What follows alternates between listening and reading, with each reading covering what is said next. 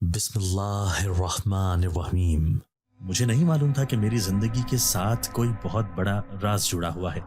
मैं जो एक आम सा इंसान था और एक आम सी जिंदगी जीने वाला एक मामूली सा और गरीब सा लड़का था, कभी सोच भी नहीं सकता था कि जिंदगी मुझे कभी ऐसे मोड़ पर ला खड़ा कर देगी जहां पर मेरे पास कोई रास्ता नहीं होगा।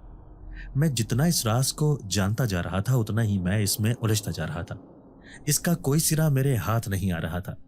कुछ समझ नहीं आती थी कि क्या करूं और क्या ना करूं।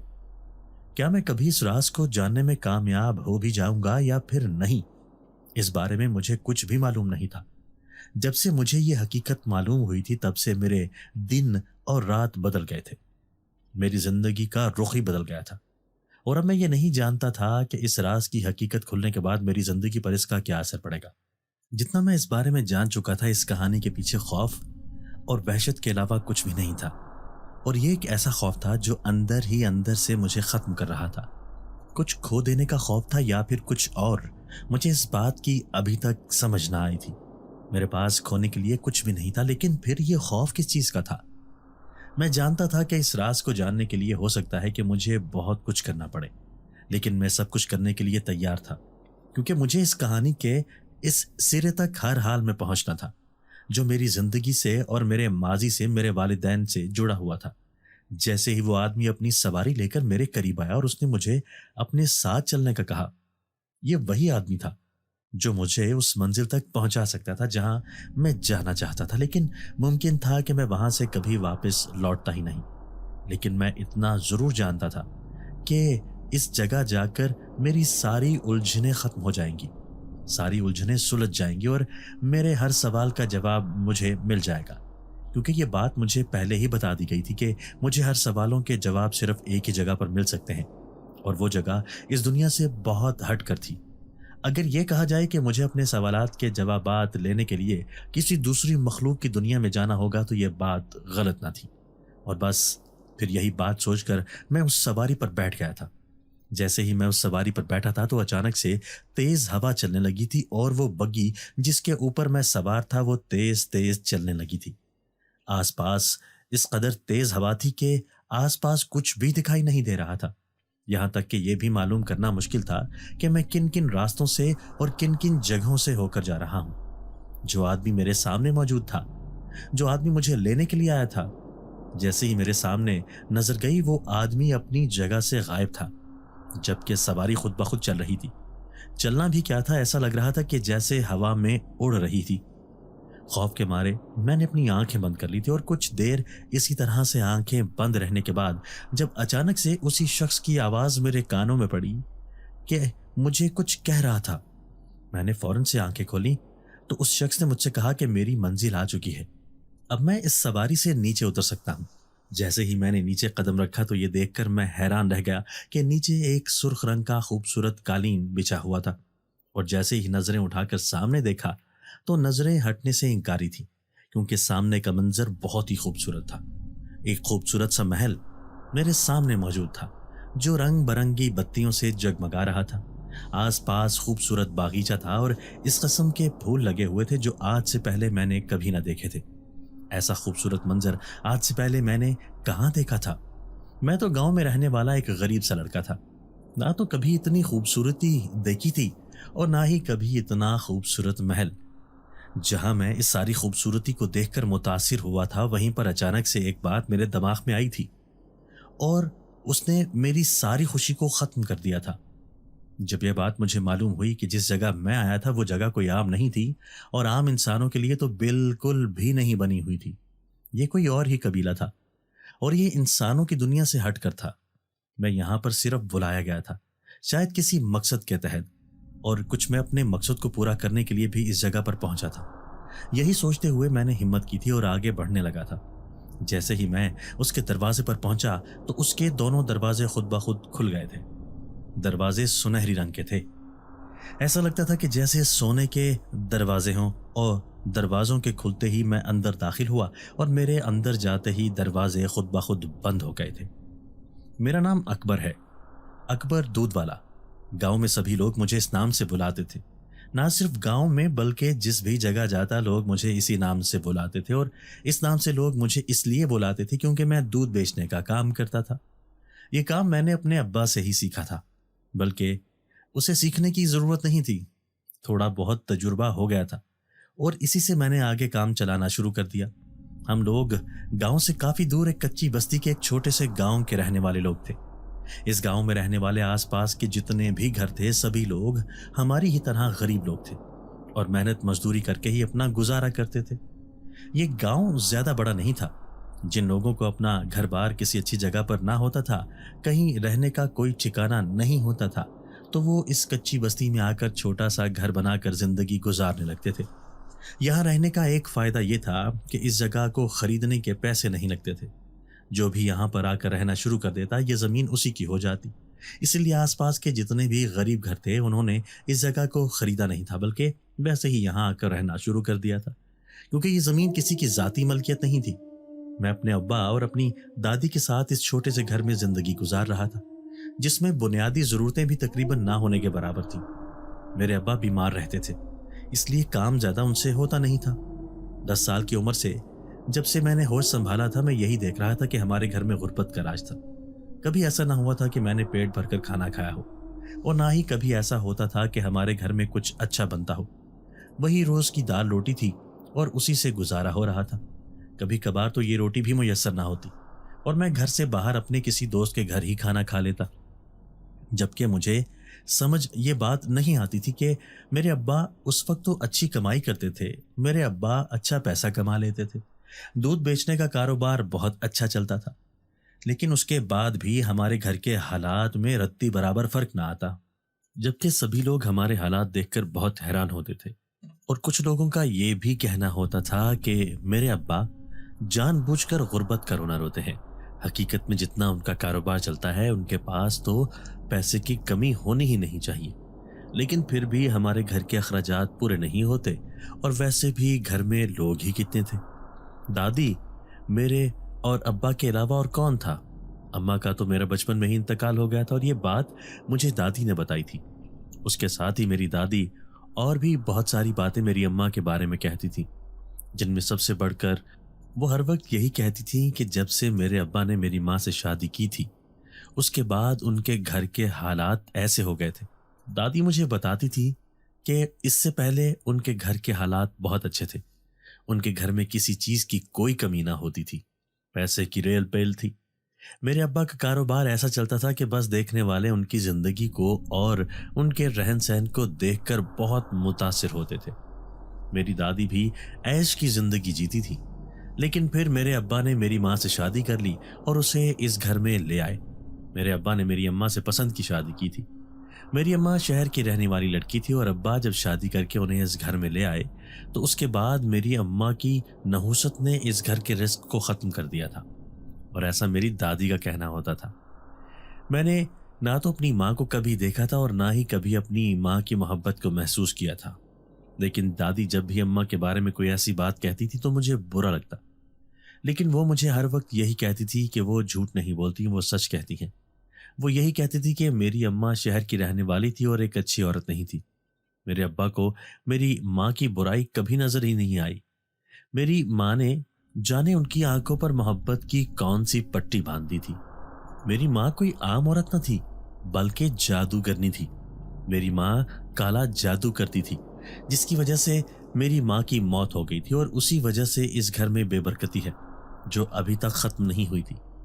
मेरी दादी ये कहती थी कि उन्होंने उस नहुसत को खत्म करने के लिए क्या कुछ नहीं किया, लेकिन अभी तक वो मेरी माँ के गुनाहों की सजा काट रहे हैं। जो भी था वो मेरी माँ थी, और मैं उनके बारे में ऐसी कोई भी बात सुनना पसंद न करता था। इसलिए जब दादी इस किस्म की बातें करती तो मैं घर से बाहर निकल जाता। जब मैं अब्बा से अम्मा के बारे में कुछ भी पूछता तो वो चुप हो जाते और मुझे कुछ न बताते। तो इसका मतलब क्या ये था कि जो दादी मेरी माँ के बारे में कहती हैं वो सब कुछ सच था, लेकिन मेरा दिल मानने के लिए तैयार ना होता था। मेरे अब्बा सुबह से निकलते थे और शाम को घर लौटते थे। जो भी कमा कर लाते थे मेरी दादी को दे देते, लेकिन फिर भी दादी हर वक्त यही रोना रोती रहती थी कि घर में कुछ भी नहीं है। मोहल्ले के कुछ लोग मेरी दादी का यही रोना धोना देखकर हमारी माली मदद कर देते थे, लेकिन कभी हमारे घर में कहीं से खाना आ जाता था, तो कभी कोई गांव वाला कुछ भेज देता था। इसी तरह से जिंदगी के दिन गुजर रहे थे। एक दिन इसी तरह से मैं अपने घर से बाहर मौजूद था, अपने कुछ दोस्तों के साथ था। और जैसे ही शाम होते ही मैं घर वापस आया तो मुझे घर में से दादी की और अब्बा की बोलने की आवाजें आ रही थी। जब मेरे अब्बा मेरी दादी से कह रहे थे कि उन्होंने जो कुछ भी किया है वो ठीक नहीं किया है, और जो कुछ हो रहा है सोच रही हैं वो भी ठीक नहीं है। उन्हें बहुत नुकसान उठाना पड़ेगा अगर उन्होंने अपनी सोच न बदली, और ये सब कुछ ना छोड़ा तो सब कुछ खत्म हो जाएगा। जबकि दादी एकदम से अब्बा की बात सुनकर भड़क उठी और कहने लगी कि उन्होंने आखिर ऐसा भी क्या किया है।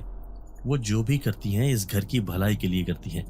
जबकि अब्बा बार बार उनसे यही कह रहे थे कि जो कुछ वो कर रही हैं इसमें उस घर की भलाई नहीं बल्कि बर्बादी है। मुझे उन दोनों की बात समझ ना आती थी, इसलिए पहले कि मैं उनकी और बातें सुनता और उन्हीं बातों में से कोई अंदाजा लगाता या किसी नतीजे पर पहुंचता, अचानक से दादी की नजर मेरे ऊपर पड़ी और उन्होंने वहीं पर अपनी बात रोक दी। जब बाबा की नजर भी मेरे ऊपर पड़ी तो वो दोनों देखकर मुझे हैरान थे। उन दोनों के चेहरे का रंग जैसे उड़ गया था। मुझे वो यहाँ देखकर बहुत परेशान हो गए थे, ऐसे जैसे उनका कोई बहुत बड़ा राज मुझे मालूम हो गया हो। दादी तो मुझे वहां देखकर ही गुस्से होने लगी थी और कहने लगी कि मैं इस जगह पर क्या कर रहा हूँ। क्या मैं चुपकर उनकी बातें सुन रहा था? मैंने ना में सर हिलाया और फौरन वहां से अपने कमरे में भाग आया। अभी तक अब्बा की और दादी की बात ही मेरे जहन में गूंज रही थी कि आखिर वो किस बारे में बात कर रहे थे।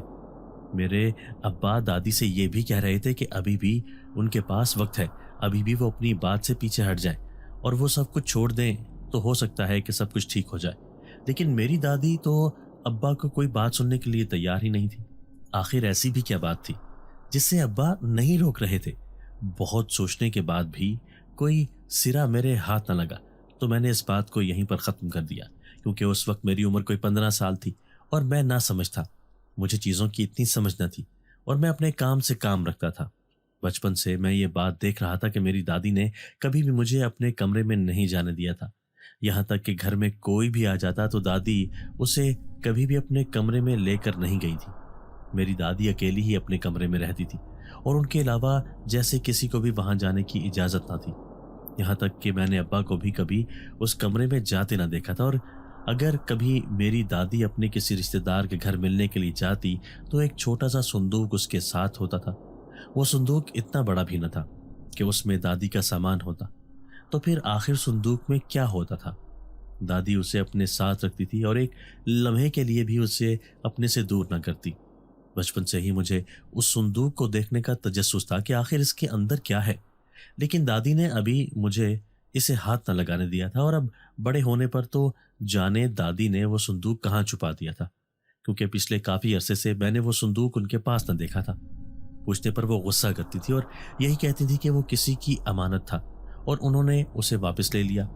मेरे अब्बा क्योंकि दूध बेचने का काम करते थे, गांव में तो तकरीबन हर घर में ही गाय भैंस मौजूद होती है, इसलिए मेरे अब्बा दूध बेचने के लिए शहर का रुख करते थे। वहां से अच्छे पैसे मिल जाते थे। उस दिन भी मेरे अब्बा घर से शहर के लिए निकले थे। उन्होंने अपनी पूरी तैयारी की थी और अब्बा साइकिल पर दूध बेचने के लिए जाते थे। घर से वो बिल्कुल ठीक निकले थे, लेकिन जैसे ही वो घर वापस आए तो उनकी हालत बहुत खराब थी। मेरे अब्बा आते ही बिस्तर के ऊपर गिर गए थे और उसके बाद जाने उन्हें क्या हो गया।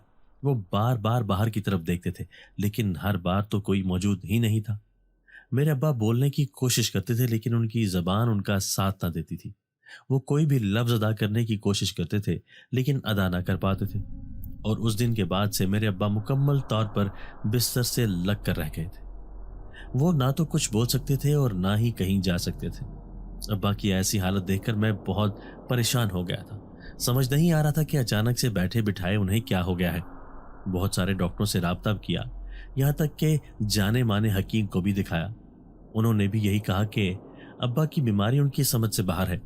बज़ाहिर मेरे अब्बा को कोई ऐसी बीमारी है ही नहीं कि जिसका इलाज किया जाए, लेकिन आखिर अब्बा की ऐसी हालत क्यों थी, ये बात किसी को समझ ना आई। अब्बा मुझे इशारे से अपने पास बुलाते थे और बाहर की तरफ इशारा करते थे, और जब मैं बाहर जाकर देखता तो वहां कोई ना होता था। इसके अलावा जो एक बात मैं अक्सर देखता था वो यही थी कि मेरी दादी जब भी अब्बा के पास जाने की कोशिश करती थी ये उनके पास जाकर बैठती थी तो मेरे अब्बा उससे चेहरा मोड़ लेते, ऐसे जैसे वो अपनी माँ से किसी वजह से नाराज हो और उनसे बात नहीं करना चाहते, और मुझसे इशारों में यही कहते थे कि मैं दादी को यहाँ से जाने का कहूँ।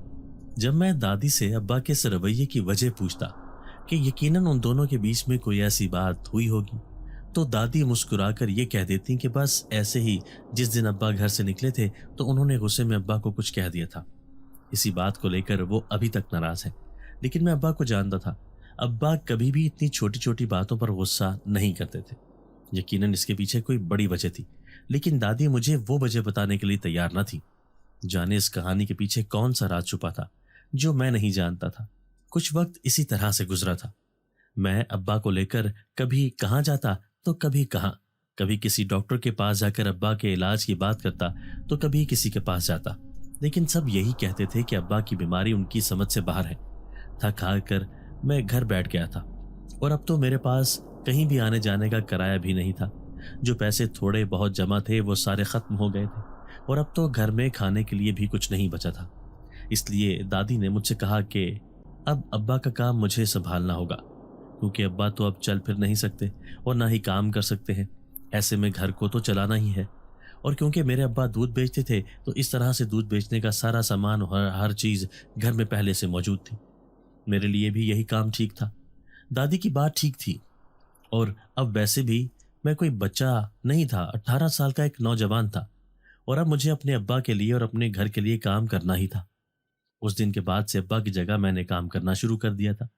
जहां जहां से अब्बा दूध इकट्ठा करते थे वहां से दूध इकट्ठा करके मैं अब्बा की साइकिल पर ही शहर दूध बेचने के लिए चला जाता था। मुझे शहर की गलियों का रास्ता बिल्कुल भी पता न था, लेकिन जैसे ही मैं शहर में दाखिल होता तो ऐसे जैसे मुझे सब कुछ पता है, और मैं बड़ी आसानी से अपना सारा काम खत्म करके शाम होने से पहले घर वापस आ जाता था। दादी भी इस बात से हैरान होती थी कि इतनी जल्दी मैंने काम संभाल लिया था और इतनी अच्छे तरीके से मैं ये काम कर लेता था। जो भी पैसे होते थे अब्बा की तरह लाकर दादी को दे देता। जैसे ही मैं अपने काम से फारिग होकर घर आता तो मैं फौरन से अब्बा के पास उन्हें देखने के लिए जाता। जैसे ही मैं अब्बा के पास जाता तो वो मुझे अपने पास बुलाते और मुझे अपने सीने से लगाते। इशारों इशारों में मुझसे कुछ कहने की कोशिश करते, मगर मैं उनके इशारों को समझने की भरपूर कोशिश करने के बावजूद भी समझ ना पाता। बस हाँ में सर हिला देता उनका दिल रखने के लिए कि मुझे उनकी बात समझ आ गई है। अचानक से ही बातें करते करते अब्बा की आंखों में आंसू आ जाते। ऐसा लगता था कि जैसे कोई बहुत बड़ा राज हो, मुझसे कहना चाहते हैं, कोई बात मुझे बताना चाहते हैं, लेकिन बता नहीं पाते। मैं बहुत कोशिश करता कि उनकी बात को समझ जाऊं, लेकिन चाहकर भी उनके किसी बात को नहीं समझ सकता था, और अपनी तरफ से उन्हें तसल्ली देने की और मुतमईन करने की भरपूर कोशिश करता, ये कहते हुए कि उन्हें फिक्र करने की जरूरत नहीं है। मैं शहर में बहुत अच्छे डॉक्टर को तलाश कर रहा हूँ, जैसे ही वो मिल जाएगा तो अब्बा का इलाज हो जाएगा। ये बात सुनते ही वो ना में सर हिलाते थे, जैसे उन्हें इस बात का इल्म है कि वो उनकी बीमारी का इलाज मुमकिन नहीं है। लेकिन वो ये बात क्यों नहीं कहते थे, इसकी मुझे कभी समझ ना आती थी। वो इस कदर मायूस क्यों थे, और आखिर उस दिन उनके साथ ऐसा क्या हो गया था कि वो अचानक से इस तरह बीमार होकर बिस्तर पर पड़े थे। मेरी तो कुछ समझ में नहीं आ रहा था। खैर, चीज़ों को वक्त और हालात पर छोड़ते हुए मैंने अपने काम पर ध्यान देना शुरू किया, और इसी तरह से वक्त गुजरता रहा। एक दिन इसी तरह मैं अपने काम पर गया हुआ था जब वापसी पर मेरी साइकिल पंक्चर हो गई, और मैं उसे ठीक करवाने के लिए आसपास कोई दुकान तलाश करने लगा, लेकिन आसपास कोई दुकान न मिली। तो उसी तरह से मैं चलता गया। चलते चलते काफ़ी वक्त गुजर गया था। अंधेरा हो गया था, जबकि मैं तो अंधेरा होने से पहले ही घर पहुंच जाता था, और आज मुझे देर हो गई थी। मैं एक गली में दाखिल हुआ ही था कि अचानक से एक बूढ़ी औरत मेरे सामने आकर खड़ी हो गई। एक लम्हे के लिए तो मैं उसे देखकर डर गया था, क्योंकि अचानक से उसका इस तरह से सामने आ जाना बहुत ही अजीब बात थी। ना तो मैंने उससे यहाँ आते देखा था और ना ही किसी घर से निकलते। अभी थोड़ी देर पहले तो यहाँ कोई नहीं था। अब अचानक से ये बूढ़ी औरत सामने खड़ी थी। उसके हाथ में एक छोटा सा बर्तन था। उसने मुझसे दूध मांगा और कहने लगी कि उसके बच्चे भूखे हैं, उसे थोड़ा सा दूध चाहिए, लेकिन उसके पास पैसे नहीं है। मुझे उस औरत को देखकर उस पर बहुत तरस आया था। एक लम्हे के लिए जब मैंने उसे उस तरह से मजबूर देखा तो मुझे अपने घर के हालात याद आ गए थे कि हमारे घर के हालात भी किसी वक्त में बिल्कुल भी अच्छे नहीं होते थे और हमारे घर में खाने के लिए कुछ ना होता था, तो किस तरह से किसी की मदद का इंतजार करते थे, और अगर कोई मदद कर देता था तो कितनी खुशी होती थी। और आज वो औरत भी कैसे मुझसे मदद मांगने के लिए आई थी। अगर मैं उसे बिना पैसों के थोड़ा सा दूध दे दूंगा तो इसमें क्या हर्ज था। उसके बच्चे भूखे होंगे, उन्हें कुछ खाने को मिल जाएगा तो वो खुश हो जाएंगे। यही सोचते हुए मैंने काफी सारा दूध उस बूढ़ी औरत के बर्तन में डाल दिया। वो देखकर बहुत खुश हुई और खुशी खुशी मुझे दुआएं देती हुई चली गई। मैं भी अपनी साइकिल को ठीक करवा कर अपने घर वापस आ गया। उस दिन के बाद से रोजाना ही ऐसा होने लगा। मैं जब भी उस गली में से गुजरता तो वो औरत रास्ते में मौजूद होती थी और उसके हाथ में वही बर्तन होता, और वो रोज मुझसे यही कहती थी कि उसके पास देने के लिए पैसे नहीं हैं। मैं भी गरीब समझकर उसकी मदद कर देता था और बिना पैसों के ही रोजाना उसके बर्तन में काफी सारा दूध डाल देता था ताकि वो अपने बच्चों का पेट पाल सके। इस तरह से मुझे कोई 1 महीना गुजर गया था कि मैं उस औरत के बर्तन में रोजाना ही बिना पैसों के दूध डाल दिया करता था, और उसके कहने के बगैर ही अब तो मैं दूध उसके बर्तन में डाल देता था और वो बहुत खुशी खुशी मुझे दुआएं देती चली जाती थी। जब से मैंने ये करना शुरू किया था उस दिन के बाद से हमारे घर के हालात अच्छे होने लगे थे। मेरी कमाई में बरकत पड़ गई थी और मैं यही सोचता था कि यकीनन ये सब कुछ उसी औरत की वजह से था। उसकी दुआओं की वजह से ही मेरे रिस्क में बरकत पड़ी थी। मैं बहुत खुश होता था, जबकि दादी भी ये सब देखकर हैरान थी। बातों ही बातों में उन्होंने मुझसे पूछने की कोशिश की कि आखिर अब मैंने कहां पर जाना शुरू किया है, मैं किस गली और किस मोहल्ले में जाकर दूध बेचता हूं। तो मैंने उन्हें कुछ न बताया, ये सोचते हुए कि अगर मैंने उन्हें यह बात बता दी कि मैं किसी बूढ़ी औरत को फ्री में दूध देता हूं तो यकीनन वो इस बात पर काफी नाराज होंगी, क्योंकि मेरी दादी एक एक रुपए का बहुत हिसाब रखती थी। इसीलिए मैंने उनसे ये बात छुपा ली और उन्हें कुछ ना बताया, और इसी तरह से सबसे छुप कर मैं उस औरत की मदद करता रहा। एक दिन जब मैं अपने घर से काम के लिए निकला तो वो औरत उस जगह मौजूद ही नहीं थी। मैं काफी हैरान भी हुआ था और परेशान भी, क्योंकि पिछले काफी महीनों से वो मुझे यहीं मिलती थी। जब मैंने आसपास के लोगों से उस औरत के बारे में पूछा तो ये जानकर मुझे मजीद हैरत हुई थी कि उस औरत के बारे में यहाँ कोई नहीं जानता था। सबका यही कहना था कि यहाँ पर तो कोई ऐसी औरत नहीं रहती और ना ही उन्होंने कभी किसी भी औरत को यहाँ पर देखा है। इस बात को सुनकर मैं काफी हैरान हुआ था और अपने घर वापस आ गया। अगले दिन दोबारा से जब मैं गया तो वहां पर वो औरत मौजूद नहीं थी। दोबारा से लोगों से पूछने पर मुझे इस बारे में कुछ भी पता न चला। हैरत मुझे इस बात पर हो रही थी कि वो रोज यहाँ पर मौजूद होती थी और यहाँ के लोगों को इसके बारे में कुछ मालूम ही नहीं था। ऐसा कैसे मुमकिन था? दूसरे दिन भी जब मैं अपने घर वापस आ गया और रात को सोने के लिए लेट गया तो मैं अपने ख्वाब में उस बूढ़ी औरत को देखता हूँ, और वो मेरे ख्वाब में आकर मुझे कहने लगी कि मैंने इतने महीने तक बिना किसी मतलब के और बिना किसी गर्ज के उसकी मदद की, इसलिए वो भी मेरी मदद करना चाहती है और मुझे मेरे माजी के साथ जुड़ा हुआ एक बहुत गहरा राज बताना चाहती है। अगर मुझे वो राज जानना है तो मुझे कल रात उसकी बताई हुई जगह पर जाना होगा। मेरे ख्वाब में ही उसने मुझे ऐसी जगह बताई थी जो आज से पहले ना तो मैंने कभी देखी थी और ना ही मैं वहां कभी गया था। अचानक से ही मेरी आंख खुल गई और मैं उठकर बैठ गया। आसपास तो कोई भी मौजूद नहीं था। जाने क्यों मुझे ये ख्वाब कोई ख्वाब नहीं लगता था बल्कि हकीकत लगती थी। ऐसा लग रहा था जैसे वो औरत यहीं पर मौजूद थी और मुझे ये सब कुछ बता रही थी। मैंने आसपास देखा तो कुछ न था, जबकि मेरे कमरे की खिड़की खुली हुई थी और वहां से ठंडी हवा अंदर आ रही थी। मैं जल्दी से उठा ताकि कमरे की खिड़की को बंद कर सकूं, और जब मैं खिड़की को बंद करने लगा तो मैंने देखा कि वो औरत मेरे घर की खिड़की के बाहर दूर अंधेरे में खड़ी मुझे देखकर मुस्कुरा रही थी। उसकी मुस्कुराहट बहुत ही पुरस्कार थी। एक लम्हे के लिए तो मुझे खौफ महसूस हुआ और मैंने फौरन अपने कमरे की खिड़की को बंद कर दिया। उसके बाद नींद तो मुझे आनी नहीं थी।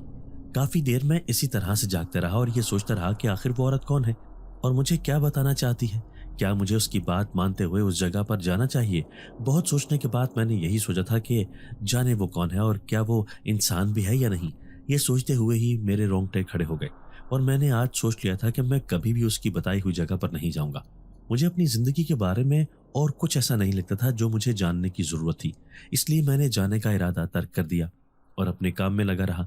जब अगले दिन दोबारा से मैं अपना काम खत्म करके आकर रात को सोने के लिए लेटा तो दोबारा से वही औरत मेरे ख्वाब में आई थी और उसने मुझसे यही कहा कि मेरा अंदाजा बिल्कुल ठीक है, वो कोई इंसान नहीं है बल्कि एक दूसरी मखलूक है। और जहां तक बात मेरी जिंदगी के जुड़े हुए राजों से है तो मेरी जिंदगी के साथ बहुत सारे राज जुड़े हुए हैं जो मैं नहीं जानता। वो उस औरत ने मुझसे कहा कि मेरे अब्बा मुझे कुछ बताना चाहते हैं। क्या मैं वो जानना नहीं चाहूँगा कि मेरे अब्बा ऐसा कौन सा राज मुझे बताना चाहते हैं जो वो अपनी ज़बान से नहीं बता सकते? उसके साथ ही मेरे अब्बा मेरी दादी को किस चीज़ से रोकते थे? क्या मैं ये सारे राज जानना नहीं चाहूँगा? और हमारे घर में मेरे अब्बा की इतनी कमाई के बावजूद भी बरकत नहीं होती थी। क्या मैं इस बात का राज नहीं जानना चाहता? मुझे उससे डरने की ज़रूरत नहीं है। वो मुझे कोई नुकसान नहीं पहुंचाएगी, बल्कि वो मेरी मदद करना चाहती है, और अगर मुझे अपने सवालात के जवाबात चाहिए तो मुझे उसकी बताई हुई जगह पर आना होगा। दोबारा से मैं उठकर बैठ गया था, और आज फिर मुझे ये ख्वाब कोई ख्वाब नहीं बल्कि हकीकत लग रहा था।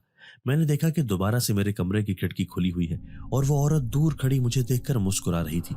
मैंने दोबारा से खिड़की बंद की, और अब मैं वाकई में गहरी सोच में था। इसी सोच में कि मुझे वहां जाना चाहिए या नहीं, क्योंकि मैं जानता था कि वो औरत कोई इंसान नहीं थी। जो भी था, लेकिन मैं ये सारी बातें जानना चाहता था। आखिर मेरे अब्बा मुझे क्या बताना चाहते थे? कोई ऐसा राज जो उन्होंने सारी जिंदगी अपने अंदर छुपा कर रखा था, लेकिन अब वो मुझे बताना चाहते थे, लेकिन बता नहीं पा रहे थे। अपने इन्हीं सारे सवालों के जवाबात मैं जानना चाहता था। इसीलिए मैंने उस जगह जाने का फैसला किया जहां पर उस औरत ने मुझे आने के लिए कहा था। ये जानते हुए भी कि वो कोई इंसान नहीं बल्कि कोई दूसरी मखलूक है, फिर भी मैं वहां जाने के लिए तैयार हो गया था। जैसे ही रात हुई थी और मैं बिना किसी को बताए अपने घर से बाहर निकल आया, मेरे कदम खुद ब खुद उस तरफ जा रहे थे जहां मुझे जाना था। मैं आंखें बंद करके चलता रहा था, ऐसे जैसे कोई हाथ पकड़कर मुझे उस तरफ ले जा रहा है। जब अचानक से मैंने आंखें खोली तो मैं एक वीरान जगह पर मौजूद था, जहां पर दूर दूर तक किसी इंसान का नामो निशान न था। मेरे वहां पहुंचते ही अचानक से एक सवारी मेरे करीब आकर खड़ी हो गई। उसमें से एक शख्स निकला था जिसका चेहरा काले कपड़े से ढका हुआ था। उसने अपने आप को पूरी काली चादर में छुपाया हुआ था। जैसे ही वो शख्स बोला तो एकदम से मेरे जिस्म में सनसनी सी दौड़ गई। उसकी आवाज बहुत रौबदार और खौफनाक थी। उसने मुझे अपनी सवारी में सवार होने को कहा और कहा कि वो मुझे लेने के लिए आया है। जिस जगह मैं जा रहा हूं उस जगह के बारे में मुझे कुछ पता नहीं था, सिवाय इसके कि वो जगह आम लोगों की दुनिया से बहुत हटकर होगी। दिल बहुत तेजी से धड़क रहा था, और दिल में एक खौफ भी था कि जाने मैं उस जगह से वापस लौट भी पाऊंगा या नहीं। पता नहीं वो औरत मेरे साथ क्या करेगी, लेकिन इतना मुझे भरोसा था कि मैंने किसी के साथ कुछ गलत नहीं किया। और बचपन में अब्बा मुझे यही बताते थे कि अगर इंसान अपनी जगह पर ठीक होता है तो फिर कोई भी दूसरा उसे नुकसान नहीं पहुंचा सकता। यही बात सोचते हुए मैंने अपने डर को एक तरफ रखा था। मैं उस सवारी पर सवार हो गया। जैसे ही मैं उस सवारी पर बैठा था, तेज हवा चलने लगी थी, और आसपास कुछ दिखाई नहीं दे रहा था कि मैं कहां कहां से होकर जा रहा हूं। जबकि मेरे बैठते ही वो सवारी तेज तेज चलने लगी थी। जब मेरे सामने नजर गई तो जो शख्स मुझे लेने के लिए आया था वो अपनी जगह पर मौजूद ही नहीं था। वो सवारी खुद ब खुद चल रही थी, बल्कि चलना भी क्या, ऐसे लग रहा था कि जैसे हवा में उड़ रही है। मैंने दोबारा से अपनी आंखें जोर से बंद कर ली थी, क्योंकि जो मंजर मैं देख रहा था वो बहुत ही खौफनाक था। कुछ देर इसी तरह आंखें बंद करके बैठे रहने के बाद अचानक से मुझे वही आवाज दोबारा से सुनाई दी थी। जब उसने मुझे नीचे उतरने का कहा और ये कहा कि मेरी मंजिल आ गई है, मैं फौरन से ही उस सवारी से नीचे उतरा था। जब सामने नजर गई तो ये देखकर मैं हैरान रह गया। मेरे सामने तो एक बहुत ही खूबसूरत महल मौजूद था। हर तरफ खूबसूरती ही खूबसूरती थी। ऐसा महल तो मैंने अपनी जिंदगी में आज तक कभी न देखा था। मैं इस जगह को देखकर बहुत खुश हुआ था, लेकिन जैसे ही ये बात मेरे दिमाग में आई कि ये जगह अब इंसानों की दुनिया से बहुत हटकर है, ये किसी दूसरे मखलूक की जगह है, उनका इलाका है, तो फौरन से मेरे चेहरे से मुस्कुराहट गायब हो गई। मैं चलता हुआ उस महल के अंदर दाखिल हुआ था, और जैसे ही मैं उसके अंदर दाखिल हुआ तो सामने से खूबसूरत शहजादियों की आन बान वाली लड़की चलती हुई मेरे पास आई, और उसने मुझे अपने साथ आने का कहा। मैं खामोशी से उसके साथ चलता गया, और एक जगह ले जाकर उसने मुझे बैठने का कहा। उसने मुझसे कहा कि वो ही बूढ़ी औरत है जिसकी मैं पिछले इतने महीनों से बिना किसी खर्च के मदद करता रहा था। हकीकत में वो एक जिनजादी है, जिन्नात के इलाके की मलिका है। अगर वो यहाँ की मलिका थी तो फिर वो वहां पर एक बूढ़ी औरत का रूप लेकर मुझसे क्यों मदद मांगती थी? जब उसने मुझसे कहा कि वो मुझे पूरी कहानी बताएगी, वो वहां पर मेरा इम्तिहान लेने के लिए जाती थी। ये देखने के लिए जाती थी कि क्या मैं भी अपनी माँ की तरह एक अच्छा हमदर्द इंसान हूँ, या फिर अपनी दादी की तरह एक खुदगर्ज इंसान हूँ। और क्योंकि मैं अपनी माँ की तरह एक अच्छे दिल का मालिक था, इसलिए उसने मेरी मदद करने का सोचा। ये कहानी आज से 20 साल पुरानी है। इसी मोहल्ले में एक लड़की रहा करती थी जिसका नाम शहर बानो था। शहर बानो बहुत ही नेक और खूबसूरत लड़की थी, और बहुत ही पर्दादार, बहुत ही हमदर्द, किसी को भी कभी भी मुश्किल में नहीं देख सकती थी। मेरे अब्बा उस जगह पर दूध बेचने के लिए जाते थे और वो लड़की रोजाना ही मेरे अब्बा से दूध खरीदती थी। एक दिन मेरे अब्बा का छोटा सा एक्सीडेंट हो गया था और उन्हें कुछ चोट लगी थी, और क्योंकि वो लड़की सबकी हमदर्द थी, इसलिए उसने जब अब्बा को ऐसी हालत में देखा तो वो मेरे अब्बा की मदद के लिए तैयार हो गई। उसने मेरे अब्बा की मदद की थी, इसीलिए मेरे अब्बा को वो अच्छी लगी और मेरे अब्बा को उससे मोहब्बत हो गई। मेरे अब्बा ने उससे शादी के लिए कहा तो पहले तो वो चुप रही, लेकिन फिर कुछ सोचते हुए उसने हाँ कर दी। उसके घर वालों में से कोई भी नहीं था। वालिदैन का इंतकाल हो गया था और वो अकेली उस घर में जिंदगी गुजार रही थी, इसलिए उसने मेरे अब्बा से शादी करने के लिए हाँ कर दी।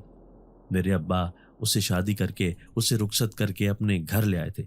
यानी कि वो लड़की शहरबानों कोई और नहीं बल्कि मेरी माँ ही थी। मेरी माँ बहुत ही नेक और अच्छी औरत थी, और मेरी माँ ने भी मेरी ही तरह एक बार उन जिन्नात की शहजादी की मदद की थी, जिसके इनाम में उसने मेरी माँ को एक संदूक दिया था। उसमें कीमती खजाना था, और उस जिनजादी ने मेरी माँ से यही कहा था कि मेरी माँ पूरी जिंदगी भी इस खजाने को खर्च करती रहेगी तो उसके घर में किसी चीज की कमी नहीं आएगी, क्योंकि मेरी माँ ने उसकी मदद की थी और उसने मेरी माँ को अपनी दोस्त समझा था। जब मेरी माँ रुखसत होकर मेरे अब्बा के साथ आ गई थी तो उन्होंने अपनी जिंदगी का इतना बड़ा राज अपने शौहर को, यानी कि मेरे अब्बा को बता दिया था, जो कि संदूक वो अपने साथ लाई हैं। ये उनकी एक सहेली ने उन्हें दिया था, जो कि कोई इंसान नहीं बल्कि एक जिनजादी थी। जब तक ये संदूक उनके पास रहेगा तो उनकी जिंदगी में कभी किसी चीज की कमी नहीं होगी, और वो उसी से ही लोगों की बहुत मदद भी करती थी। अम्मा उसे हर वक्त अपने साथ रखती और हमारे घर के हालात भी बहुत अच्छे थे। मगर जब मेरी दादी ने ये बात सुनी थी तो उनके दिल में लालच जाग गया।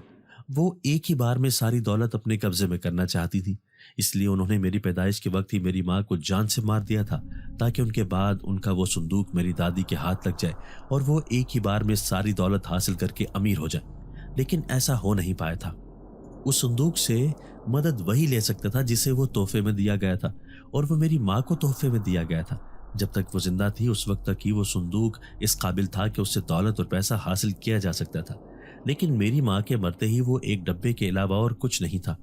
मेरी दादी ने बहुत कोशिशें की थी, लेकिन वो अपने मकसद में नाकाम रही थी, और अब लालच में आकर उन्होंने भी वो गवा दिया था जो थोड़ा बहुत उन्हें मिल रहा था।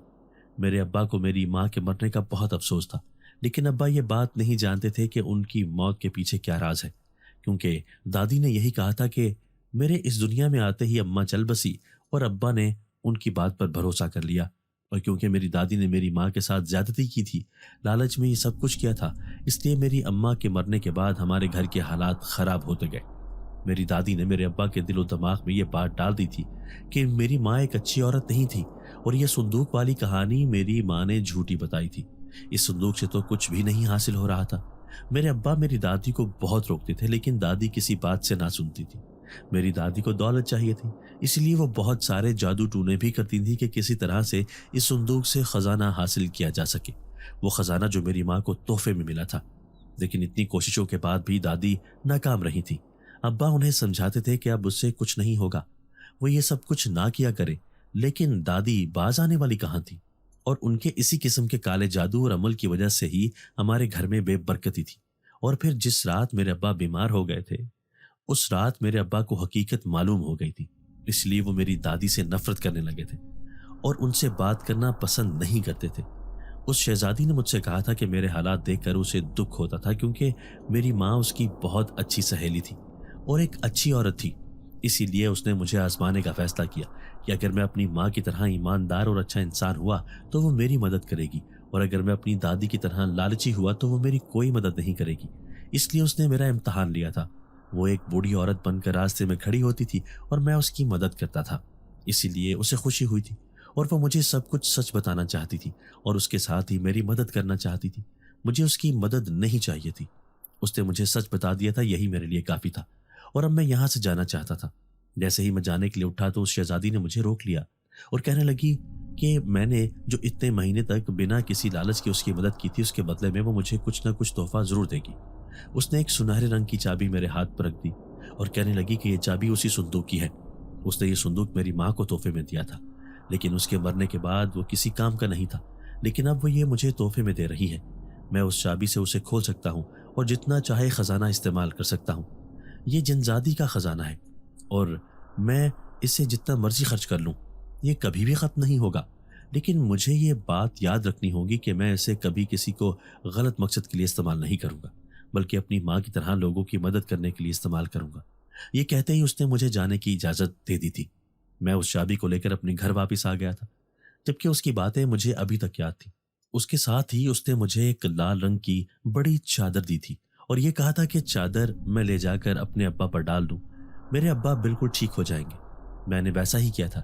जैसे ही मैंने वो चादर अब्बा पर डाली थी तो अब्बा बिल्कुल ठीक हो गए थे। उनके ठीक होते ही उन्होंने सारी हकीकत मुझे बताई थी और मैंने भी उन्हें सब कुछ बता दिया था कि मेरी माँ का इंतकाल नहीं हुआ था बल्कि उन्हें मारा गया था और ये सब कुछ मेरी दादी ने लालच में आकर किया था। वो मेरे अब्बा की माँ थी, इसलिए उन्हें घर से नहीं निकाल सकते थे।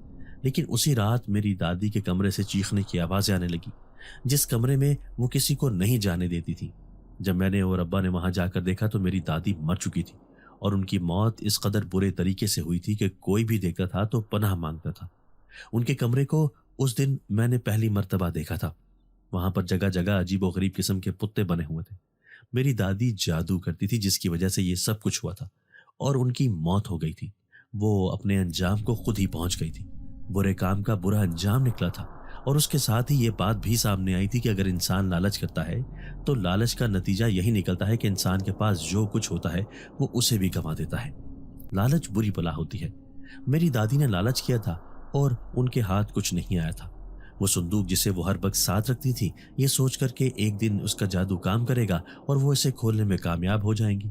ऐसा कुछ नहीं हुआ था, बल्कि उनके किए हुए जादू ने उनकी जान ले ली थी और उसके बाद वो संदूक मुझे मिल गया था।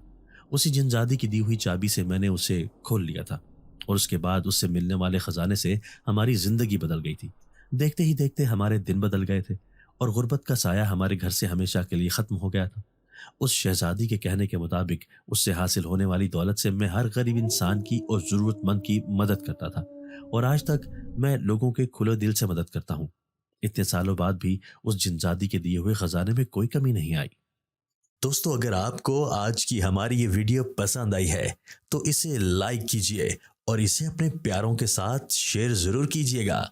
और हाँ, अगर आपने अभी तक हमारा चैनल सब्सक्राइब नहीं किया तो हमारा चैनल सब्सक्राइब कर दीजिए और बेल आइकन भी प्रेस कर दीजिए ताकि हमारी हर नई आने वाली वीडियो आपको बर वक्त मिल सके। अल्लाह हाफिज।